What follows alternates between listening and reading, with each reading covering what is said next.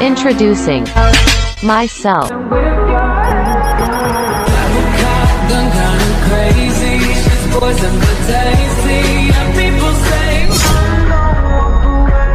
Assalamualaikum warahmatullahi wabarakatuh.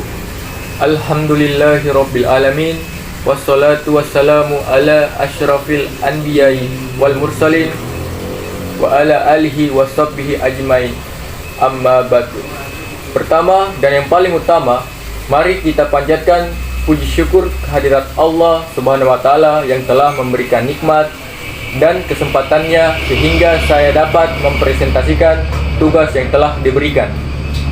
Salawat serta salam kita berikan kepada junjungan Nabi besar Muhammad SAW yang telah membawa kita dari zaman jahiliyah menuju zaman yang penuh ilmu pengetahuan seperti sekarang ini. Baiklah, dalam pembahasan materi presentasi kali ini, izinkan saya memperkenalkan nama. Perkenalkan, nama saya Laode Wahyu Ahmad Naim, NIM P3B1222033. Saya dari kelas ganjil, mahasiswa baru di Universitas Halu Oleo, jurusan D3 Teknik Arsitektur. Terlebih dahulu, saya akan menjelaskan apa itu akidah. Akidah adalah iman yang teguh dan pasti, yang sama sekali tak ada keraguan sedikit pun untuk orang-orang yang meyakininya. Contoh akidah: yang pertama, melaksanakan perintah Allah dan menjauhi semua larangannya. Yang kedua, berpegang teguh kepada Al-Quran dan hadis. Yang ketiga, meningkatkan kualitas ketakwaan kepada Allah Subhanahu wa taala. Di sini saya akan membahas kita. Sebelum ada di dunia, Allah telah menciptakan langit dan bumi serta seluruh isinya. Sebagaimana telah kita ketahui bersama bahwa Allah menciptakan langit dan bumi serta isinya sebagaimana firman-Nya dalam Al-Quran. Berdasarkan ayatnya, Allah Subhanahu wa taala menciptakan langit dan bumi ini selama 6 hari. Hal itu bukan berarti Allah tidak mampu menciptakan keduanya dalam sekejap.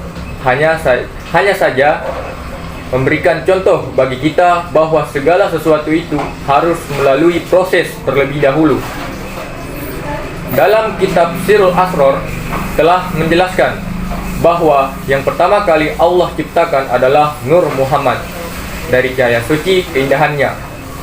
Ini dinyatakan juga oleh baginda Nabi Sallallahu Alaihi Wasallam dalam sabdanya, "Mula-mula Allah ciptakan ruhku. Pada awalnya diciptakannya sebagai ruh suci. Mula-mula Allah Subhanahu wa taala ciptakan al-qalam atau pena. Mula-mula Allah ciptakan akal. 4.000 tahun setelah diciptakan cahaya Muhammad, Allah baru menciptakan arsy dari cahaya mata Muhammad. Kemudian Allah ciptakan makhluk yang lain dari arsy." Kata Syekh Abdul Qadir, semua ilmu di alam dunia ini memerlukan pengetahuan yang datangnya dari alam gaib sebagaimana dijelaskan dalam firman-Nya, yang artinya, "Dan kami telah ajarkan kepadanya satu ilmu dari sisi kami, yaitu ilmu laduni."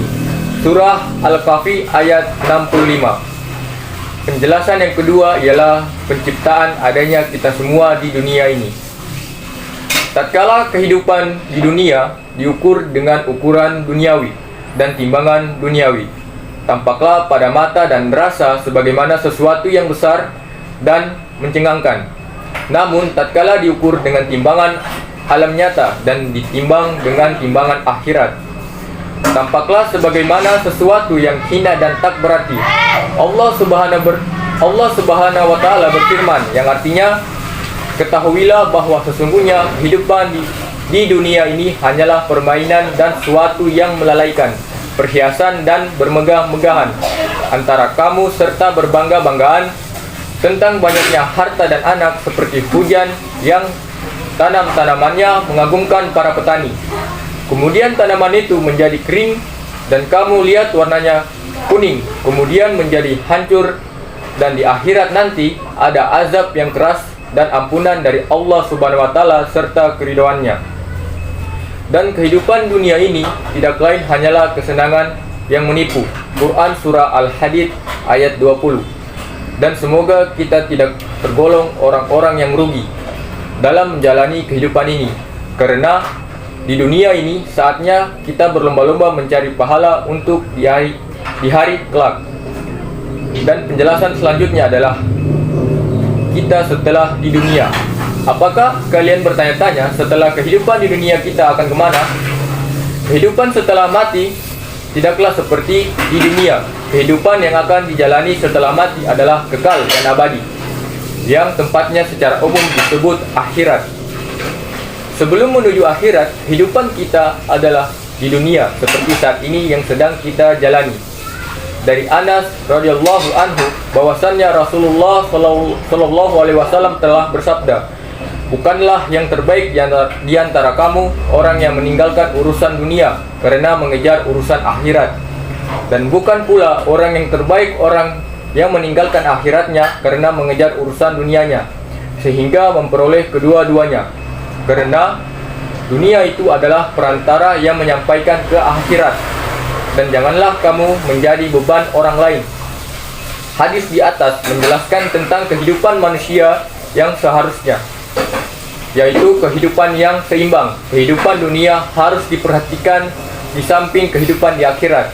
Islam tidak memandang baik terhadap orang yang hanya mengutamakan urusan dunia saja, tapi urusan akhirat dilupakan. Sebaliknya, Islam juga tidak mengajarkan umat manusia untuk konsentrasi hanya pada urusan akhirat saja sehingga melupakan kehidupan dunia. Pada hari kiamat nanti, seluruh umat manusia akan melewati rangkaian tahapan hingga akhirnya sampai menuju akhirat.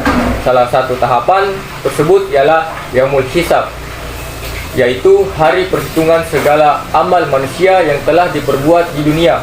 Yaumul Hisab terjadi setelah umat manusia dibangkitkan kembali pada hari kebangkitan atau Yaumul Ba'ts.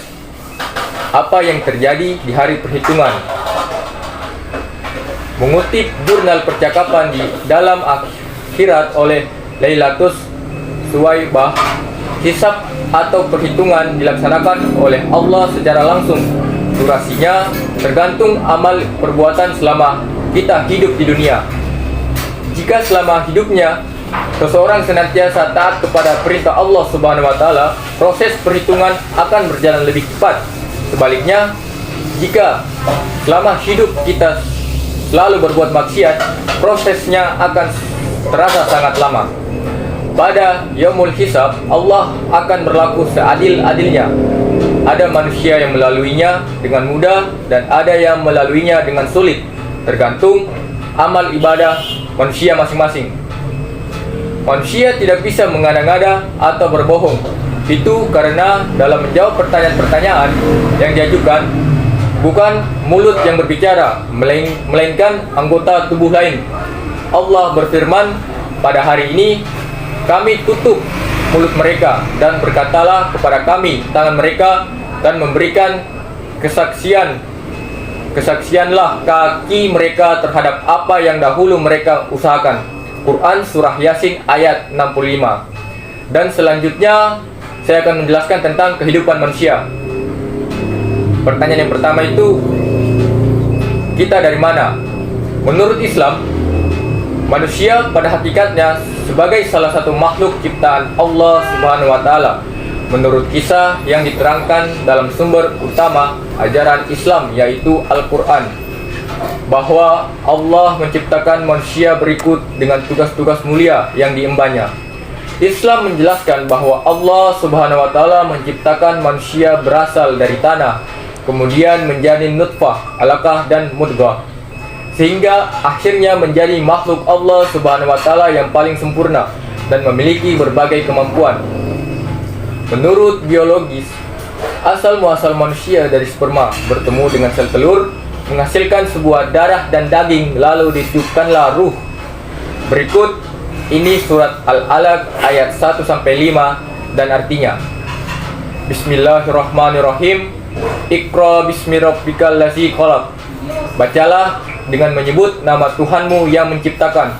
Khalaqal insana min alaq. Dia telah menciptakan manusia dari segumpal darah. Iqra wa rabbukal akram. Bacalah dan Tuhanmu lah yang maha mulia. Allazi alamal bil qalam, yang mengajar manusia dengan pena. Alamal insana ma lam ya'lam, dia mengajarkan manusia apa yang tidak diketahuinya. Demikianlah surah Al-Alaq ayat 1-5 yang memiliki makna untuk bagaimana kita menjadi manusia yang lebih baik. Selanjutnya, di dunia itu untuk apa? Kita bikin apa? Tentu saja kita di dunia untuk beribadah kepada Allah Subhanahu wa taala, seperti telah dijelaskan pada Quran surah Az-Zariyat ayat 56.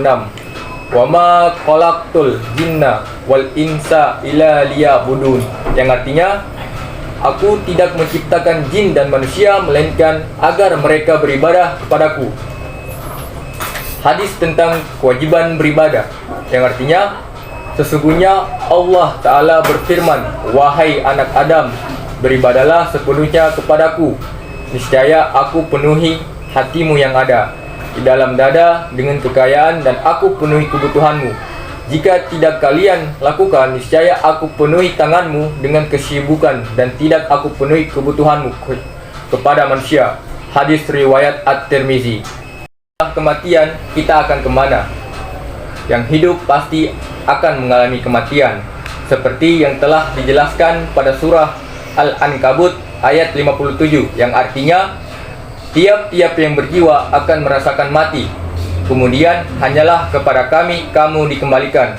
Quran surah Al-Ankabut ayat 57. Setelah kematian, manusia akan mengalami perjalanan panjang, mulai dari perjalanan menuju alam barzah, yaumul ba'ts, yaumul masyar, yaumul hisab, serta yaumul mizan. Dan kemudian barulah menuju surga dan neraka. Begitulah perjalanan panjang manusia setelah kematian menjemput. Kemudian saya akan menjelaskan tentang gambar yang ketiga. Terlebih dahulu saya akan menjelaskan tentang syariat Islam. Syariat Islam yakni berisi hukum dan aturan Islam yang merujuk bagian dari tradisi Islam. Ini berasal dari ajaran agama Islam dan didasarkan pada kitab suci Islam, khususnya Al-Quran dan Hadis. Dalam syariat Islam terbagi 3 aspek, antara lain: yang pertama, hukum manusia dengan Allah, yang meliputi ibadah mahdoh. Ibadah mahdoh adalah segala bentuk amalan yang pelaksanaannya sesuai syariat, rukun dan tata caranya yang sudah ditetapkan oleh Al-Quran atau hadis, seperti sholat, puasa, zakat, haji, dan sebagainya. Ibadah mahdoh dikerjakan karena ada wahyu, berdasarkan perintah dari Allah Subhanahu wa taala untuk mendirikannya. Yang kedua, hubungan manusia dengan diri sendiri. Hubungan dengan diri kita sendiri yang dimaksud di sini adalah bagaimana kita bertindak atau berperilaku terhadap diri kita sendiri, seperti berbadan sehat, makan minum, berpakaian bersih, berhati suci, dan sebagainya. Istilah yang digunakan Al-Quran untuk menunjuk pada pengertian manusia menggunakan kata-kata basyar, al-insan, dan an-nas. Kata-kata basyar menunjuk pada pengertian manusia sebagai makhluk biologis. Quran surah Ali Imran ayat 47 tegasnya memberi pengertian kepada sifat biologis manusia seperti makan, minum, hubungan seksual, dan lain-lain. Yang ketiga, hubungan manusia dengan manusia lain. Allah Subhanahu wa taala telah melebihkan manusia atas segala makhluk yang lain, di mana manusia diciptakan dari himpunan 2 unsur, yaitu tanah dan ruh Allah. Diciptakan sebaik-baiknya kejadian dan dibekali dengan akal dan sarana-sarana penyempurna yang lain agar benar-benar siap menjadi makhluk yang paling mulia. Sebagaimana juga telah ditaklukkan dan ditundukkan makhluk-makhluk yang lain untuk memenuhi kebutuhan dan keperluannya. Semua ini dimaksudkan agar kemungkinan manusia mengemban amanah sebagai khalifah dan hamba yang beribadah dan memakmurkan bumi sesuai dengan petunjuk Allah Subhanahu wa taala. Firman Allah Subhanahu wa taala, dan telah kami muliakan anak cucu Adam, dan kami membawa mereka di daratan dan di lautan, dan kami beri mereka rizki dari hal-hal yang baik. Kami telah lebihkan mereka atas kebanyakan dari makhluk yang kami ciptakan. Quran Surah Al-Isra ayat 70, yang mencakup 3 aspek, yaitu ekonomi, politik, dan hukum. Demikianlah isi presentasi saya kali ini. Semoga apa yang saya sampaikan dapat bermanfaat bagi kita semua. Jika ada kekurangan mohon dimaafkan, karena kesempurnaan sungguh hanyalah milik Allah Subhanahu wa taala saja. Akhirul kalam, subhanaka Allahumma wa bihamdika asyhadu alla ilaha anta astaghfiruka wa atubu ilaik. Wallahul muwafiq ila aqwamit thariq. Wassalamualaikum warahmatullahi wabarakatuh.